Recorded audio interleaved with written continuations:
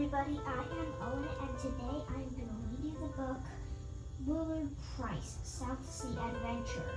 I'm going to read chapter 3. If you want to read the other chapters with me, please check out my other episodes. Chapter 3, The Downhill Run. How she spoons, cried Roger as the fishing schooner Lively Lady sped out of San Francisco Bay between the pillars of the Golden Gate Bridge and into the Pacific on the first lap of her downward run into the seas. For Roger recalled the story that someone had explained how she schooned when the first craft the port put to the sea.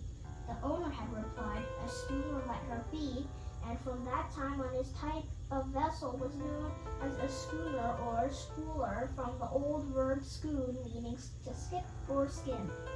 And certainly the ship the boys had chattered seemed to skip and skim now as he flew wing and wing before the wind. She had been built for speed to get a tuna catch to port before her rivals.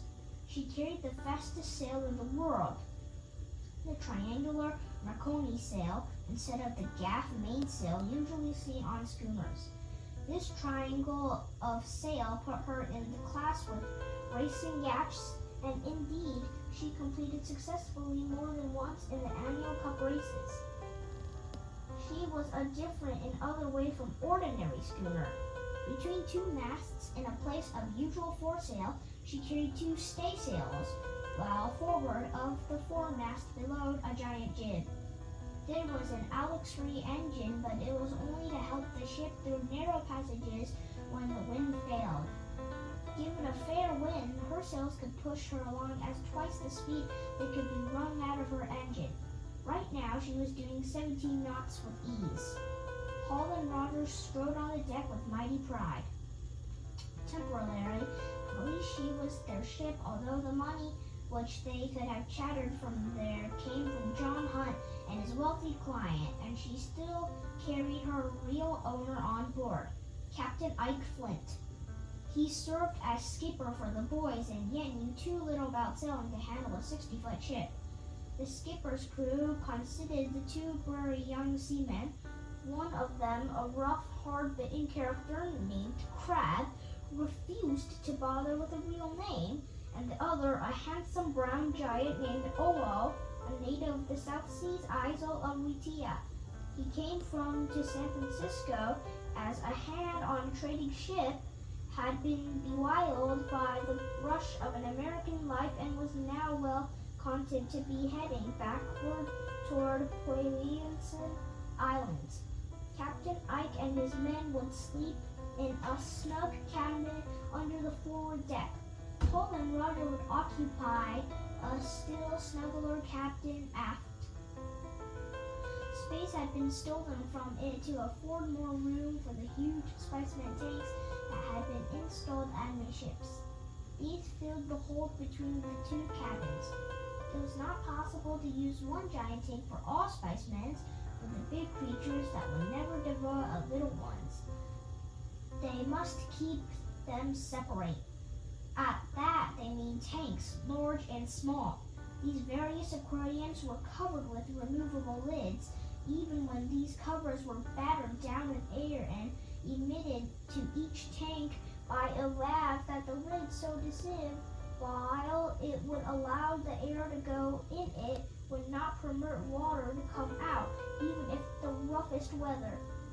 A tiny galley was Plymouth stove on a stock of food. The storeroom was stuffed with supplies, including equipment needed for gathering specimens: sensies, gill nets, tow nets, scoop nets, poles, lines, and harpoons. High on the crossters of the mainmast was a platform that would serve a crow's nest, where a lookout might sit and watch for the sea for game. Out ahead, the ship, on the tip of her bowsprit, was a puplet, the sort of which the fisherman stands, harpoon in hand, watching for swordfish. It was thrilling to stand here with nothing but the sky above and the rushing sea beneath. From this point, you could look straight down into the water, still undisturbed by the ship. If anything interesting came along, you were in a position to get a preview of it. And who could tell what discovers the two young explorers might make. The professor said probably more than half of the living things of the Pacific are still unknown to science. This enormous ocean, 11,000 miles across at the widest part, ranging 3 miles deep and some 6 times as deep as the Grand Canyon, sprinkled with tens of thousands of islands, which only 3,000 have yet been named. What secret it must have been hold to unlock in the mighty depths. Captain Ike stood at the wheel.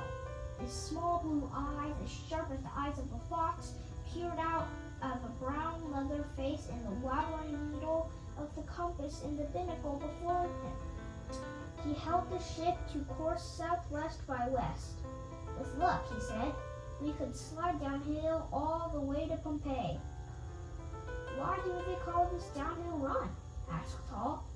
Because we're in the path of the trades. That doesn't mean much to the steamer, but it's very to a sailing ship. With the trade winds behind us, we'll make time fast. Of course, here in the horse ladders, there's a bit temporary, but when we get past Hawaii, they ought mighty be step-bearing accidents. What accidents? Hurricanes. They can spoil the best of the plans. Is this the season for them? It is, but no telling. We might be lucky. Anyway, and he gave Hal a sharp glance. What you're after is worth the trouble. Hal suddenly was suspicious. He was the captain fishing for information, or did he already know more than he was supposed to know? He had been told only that they were after marine spice, but no mention that he had made of Purals. Hal turned away and walked to the deck. The view and extraordinary he had left as the ship raced for the wind was jolted by the worry. He had almost ceased to think of the Mexicans that threatened the expedition before it left home. There had been no sign that anyone had shadowed them in the airfield or on the plane during the days in San Francisco. When they sailed out into the great freedom of the Pacific, they felt that the evil plots had been left behind and that there was nothing ahead but delightful adventure. Now he wondered about Captain Ike. He wondered about the rough fellow named Crab. He wondered about Omo, being from the South Seas. Might have not picked up some information about the professor's experiment? What's eating you? Demanded Roger, noting his brother's worried look. Hal laughed. He wouldn't worry Roger and his ill-found fears. Just wonder if we could going to have in charge of the weather. See that cloud? It looks like as if it means business, said Roger, looking up at the black cloud passing above.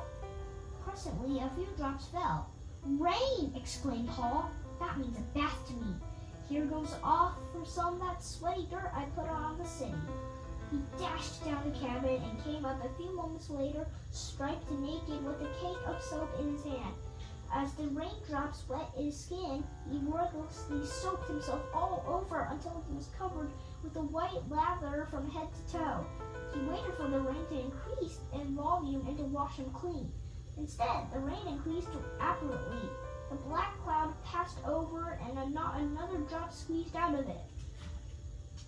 Hal stood like a pillar of soap, waiting patiently and constantly, embarrassed under the gaze of Captain and his crew. He consoled himself with the thought that there were no ladies on board and none with dozens of miles, but this mischievous young brother, much amused, had a sudden flash of inspiration. He went down to the storeroom and opened the slop chest. He was ready to see the woman's dress and the hat in the chest when he had asked about them. The captain had explained that his wife sometimes accompanied on his voyages. Roger hastily slipped the dress over his shirt and slacks. It was big enough for a couple of boys his size. The hat was unfortunately very large and droopy, effectively concealed in most his face. Hal knew that Captain Flint's wife often went along, but it had been distantly understood that this time she would stay home. So she was completely stunned when she saw the female figure arise from the cabin companyway and step out on the desk. He looked for a place to hide, to make a move and get away from the menace. At the same moment, the lady saw him, and the sight was too much for her delicate sensibilities. She screamed up to high heaven and fell faceward on the deck. The poor soul! She had fainted! She might have killed herself striking her head on the deck. Hal forgot his embarrassment. She ran to her aid, soapsuds flying. He lifted her limp form. He pushed back the big hat and looked into the face of Roger, who burst into a mighty gnaw in which he was joined by Captain and Crab. Laughing always made Roger weak, and Hal took advantage of that weakness. He dragged his impish brother over his soapy knee and imbibed a sound spanking. Roger quit laughing. Hal might have known that it was a sign of more mischief. Only a low roll stood between the deck and the sea. Roger pretended not to have a muscle in his body, but this drooping hand were close to Hal's foot. Suddenly he clutched the foot and reared up and heaved his brother into the ocean. Enough of that nonsense, bawled the captain, as he threw the wheel hard over and smartly brought back to the ship about. He crawled up on the starboard tack, close-hauled to where Hal, now quite unsoaped, lazily splashed the water. As the ship bore up to him, Hal reached for the bobstay that held the bowsprit to the stem. He clambered aboard. His skin tingled with the shock of the cold water. "Thanks a million, Roger," he said. "That was grand." He went down and dressed. The fun with Roger and the cold bath had ended, and it had restored its high spirits. If there was any maniac waiting at the end of the downhill run, he felt he would be a match for it. Alright guys, we've hit chapter 2. If you want to join me for chapter 4, then please check out my other episodes.